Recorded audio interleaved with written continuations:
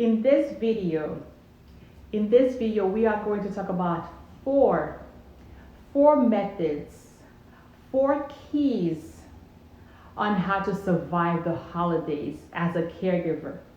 Are you a caregiver taking care of somebody under hospice care? Huh?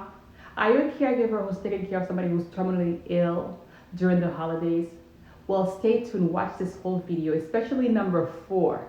Okay, I have 4 methods, 4 keys that I want to share with you that's going to help you to thrive during this holiday season. All right, stay tuned. Hello, my hospice family. Good morning, good evening, wherever you are in the world. Welcome back to Dunshospice. My name is Dawn, and I shall be your hostess. All right, guys. Thank you so much to all of my new subscribers, to all of my new friends. I call you my new family. I really call you guys my family because you guys are an extended part of my family. You caregivers, you guys are doing God's work.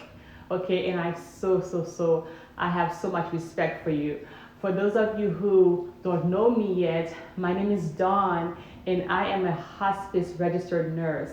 I have 10 plus years experience as a hospice registered nurse, okay? And I wanted to start making videos. Actually, not really start, because I've been making videos about hospice since I started my journey here at YouTube since 2020, 4 years ago, under my other channel, which is Dunbeautifulpeople. But that being said, guys, okay, I want to devote this channel specifically to you, the caregivers out there. I always say to myself, if I was a caregiver taking care of a loved ones under hospice, taking care of a loved ones who is terminally ill, what are the information that I would want to have? What are the knowledge that I would want to have? What kind of education tools that I need in order to succeed as the best caregiver for my loved ones? Okay, and so every single video that I make, I actually have you guys in mind. Okay, I said, okay, what can I pour? How can I serve? How can I teach and help a caregiver out there? So please, with that being said, I'm going to ask you to please subscribe to this channel. Share this channel with anybody who's taking care of a loved one who's under hospice, who's terminally ill, okay, especially during this holiday season. All right, and also follow me on TikTok and Instagram under Dunbeautifulpeople. All right, and also the link is in my description bar. Okay, it's in the description. That being said, let's get started. Okay, I want to start with number 1. All right, the number 1 key that I want you to have, the number 1 thing that I want you to do this holiday season is, you ready for this? Number 1, the number 1 thing I want you guys to know, okay, and I want you guys to do is, my caregivers out there, let your family members help you. Okay? I know it's easier said than done, but please, okay, please, I know most of you will have family members from out of town who come in to help you, who come in to visit mom, who come in to visit dad, and they're going to want to feel useful, okay? They're going to want to help you. They're going to ask you. They're going to say, Sue, how may I help you, Sue? Sue, what can I do to help you, Sue? Please allow them to help you, okay? Because you've been taking care of mom, you've been taking care of dad, your husband, your wife, you've been taking care of your loved ones, mostly all by yourself, with little to no help.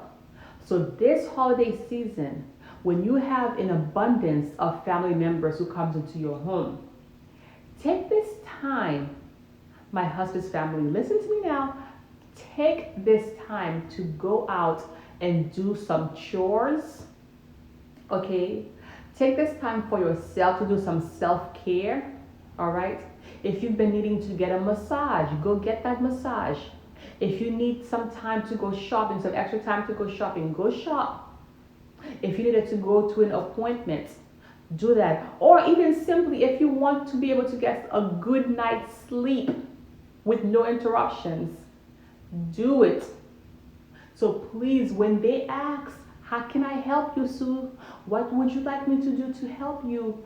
make sure you have at least 3 things written down for them to do, okay? And mostly just let them be. Say, hey, can you please stay with dad for about an hour while I run to the store? Yes, of course. You could stay with dad for a few hours while I go do this, do that. Let them help. Okay? Please, because the last thing I want is for you to be burnt out. Because if you are burnt out, you will be no good to the person you're taking care of. And that's not going to be helpful for them. Okay? So take care of yourself. Make your self-care a priority while you have the help, while you have the extra set of hands. All right? Let me know if you have any questions, any comments. Comment, let me know. All right, let's move on to number 2. The second thing I want you to know and to do is I need you to limit visitation time. Limit the time that family members, friends come to spend time with the person, with the patient, with your loved ones. And I'm going to explain why. Okay, hear me out. Because that person, okay, it takes a lot of energy. It takes a lot of energy for them to entertain family members, for them to entertain friends. Think about it. They have to be awake, and most likely the body, when you are dying, when you are at end of life, the body needs as much rest. The body requires and wants a lot of rest. And so that person might feel like, even though they are hurting, even though they don't feel like it, they might feel like, well, because Martha traveled 2 hours, 4 hours, okay, took an airplane to come see me, okay, you will feel like, Mom, you gotta be awake, okay? Dad, try to be awake. All right, you might tell the patient that. Or the patient, him or herself, will feel like, oh, I need to be awake. I need to be there to entertain. I need to be alert to entertain my guests. And so I ask you, my caregivers, okay, I strongly recommend, all right, right, that you limit the time. Limit the time, okay, say, okay, John, you can go in the room, stay with Mom, stay with Dad for an hour, okay, Mom and Dad, and just let them know that, okay, know that when you're in the room with Mom or Dad, that, Dad will most likely be sleeping the whole time. Let them know ahead of time, say, let them know that, Dad will most likely be sleeping, and it's okay. It doesn't mean you are boring to Mom or to Dad. It's just that the body, he's not the same person you used to know. And just know that when you enter through these doors, it's going to be a different person that you're going to be seeing. It's not the same person. Okay? So that's number 2. Okay, number 2, we need to inform the friends, inform the loved ones that, they have a limited amount of time with Mom, with Dad, because most likely they're not going to be the only ones who wants to visit Mom or Dad that day. And let them know that when you enter the room, Mom or Dad will probably be dozing off throughout the conversation. All right? Just let them know that. Number 3, my beautiful people, the third key, the third point, the third method that I want you guys to know, okay, is that, and what I recommend from my years of experiences throughout the years of dealing with end-of-life care patients and dealing with the caregivers such as yourself. The third thing that is very important that I want you to know is, please keep the patient, okay? Keep your loved ones under the same medication routine. Keep the same medication routine, okay? And that actually goes hand in hand with the second point that I just said.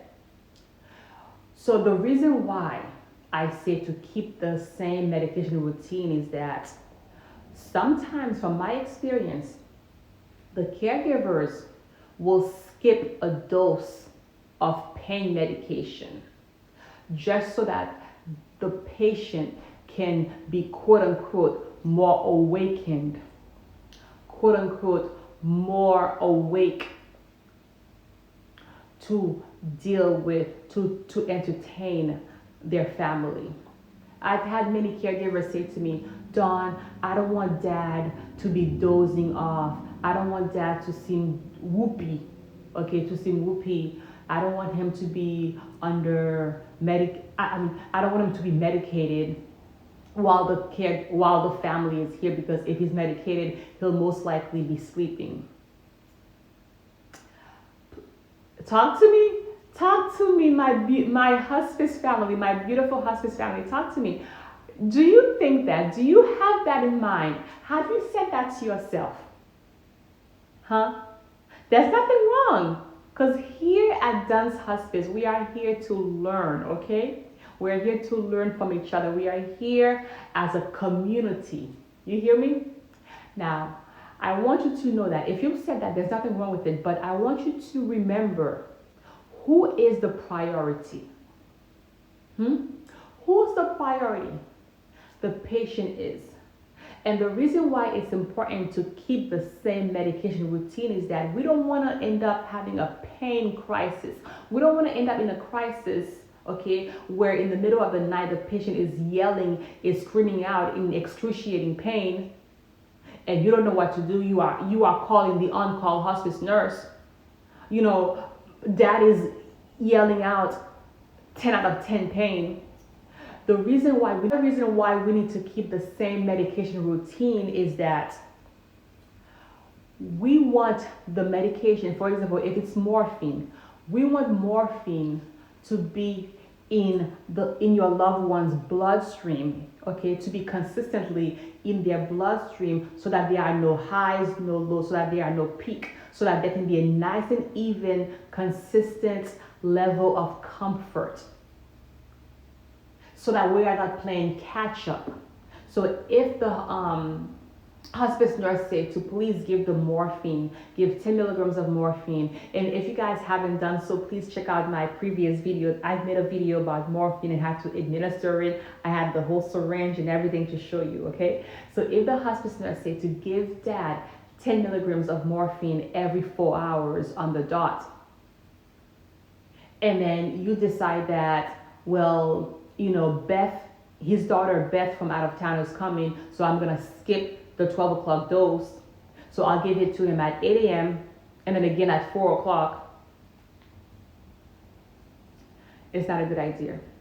It is better for dad to be comfortable than for dad to stay and entertain guests in pain.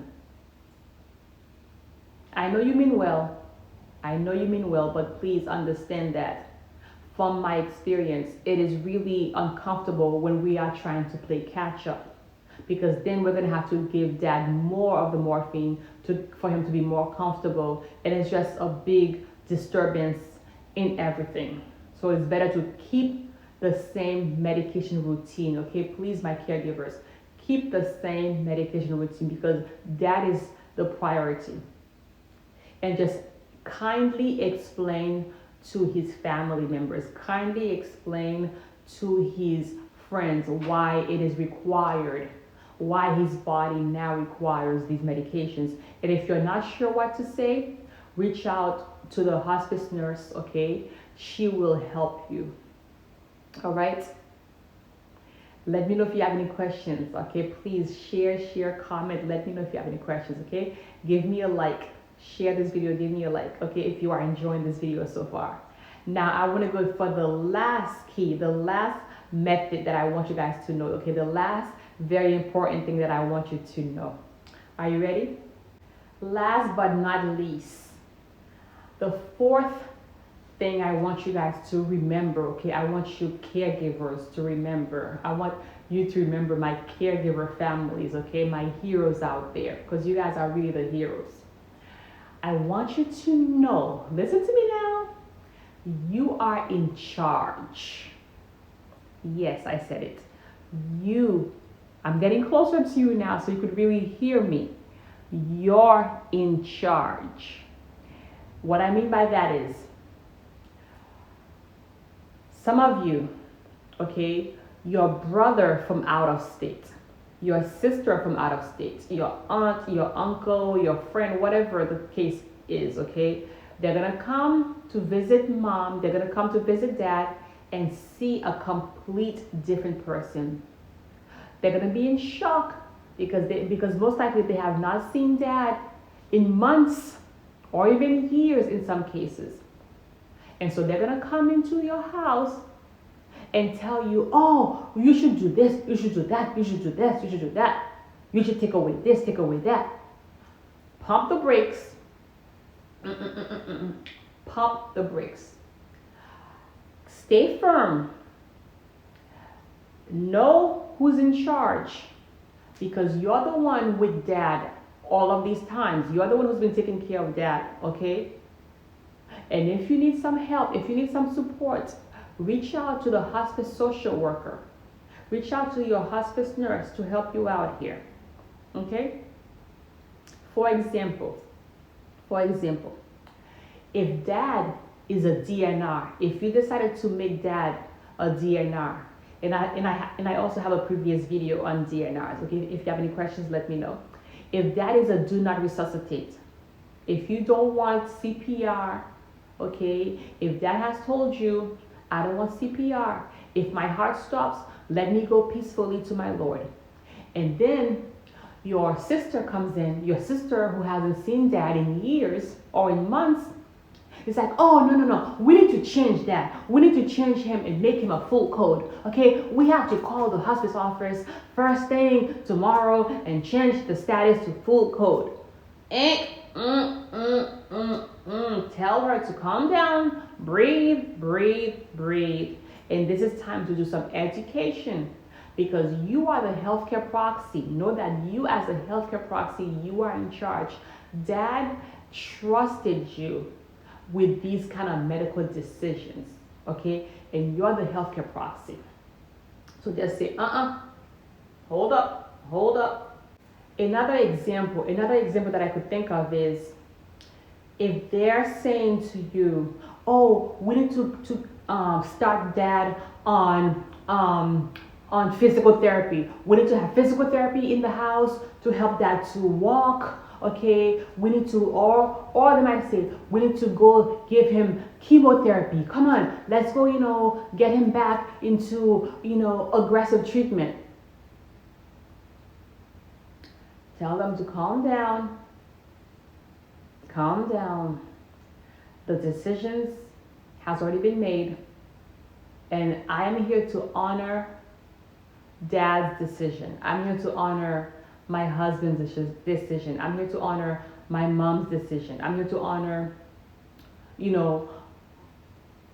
my loved one's decision, because they trusted me before they got under hospice, before they got ill to the point where they cannot make their own decisions.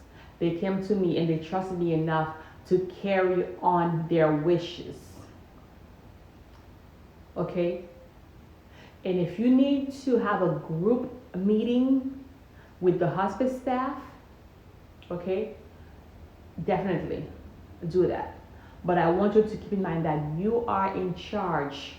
Don't let somebody who hasn't been there for months or years come in and disturb your whole household, disturb the routine that is keeping your loved ones comfortable. Because remember, focus on your loved ones. Your loved ones, he or she, is the priority. We are all here to make sure that your loved ones died in a dignifying way, in a respectable way, comfortable, with no pain, okay, no difficulties, and just naturally allow the body to do what the body is going to do. Okay, my hospice caregivers. So that's what I wanted to share with you today. During the holidays, okay, I wanted to leave you with those 4 keys to help you survive the holidays better. Now, as you may know or may not know, I'm also a life coach. If you need coaching, if you need one-to-one, if you have any questions one-to-one, reach out to me and let me know. And also, I want to share this. Ta-da! Yes, she is an author. I have my books, okay? Grab yourself one on Amazon right now, okay? This is going to be a blessing to you. If you're not sure what to give a caregiver who's currently taking care of somebody under hospice care, if you're not sure what to give them as a gift, go onto Amazon, okay? This is less than $20, y'all. Less than $20, okay? You'll be able to gain some insights, okay? You'll be able to gain some valuable insights on hospice care, okay? Some valuable insights on hospice care. It's just a very simple book. It gives you some ideas. It talks about certain situations, okay, certain criteria. It talks about the reason, okay, why hospice exists, the purpose, the philosophies, okay. It's very, very nice. It's very straightforward. It's only about 22 pages, okay. It's 22 pages. All right. Yours, your hospice extraordinary nurse, wrote this book with you in mind. Okay, so grab yourself on Amazon. The link is in my bio. Get yourself a copy and share a copy with a caregiver, okay, with anybody you know who's taking care of somebody under hospice care, all right? Let me know if you have any questions, my hospice family. Let me know if you have any questions, all right? And as always, I love you with the love of Jesus Christ. Take care of yourself and be good to each other. All right? See you in the next video. All right, take care. Bye.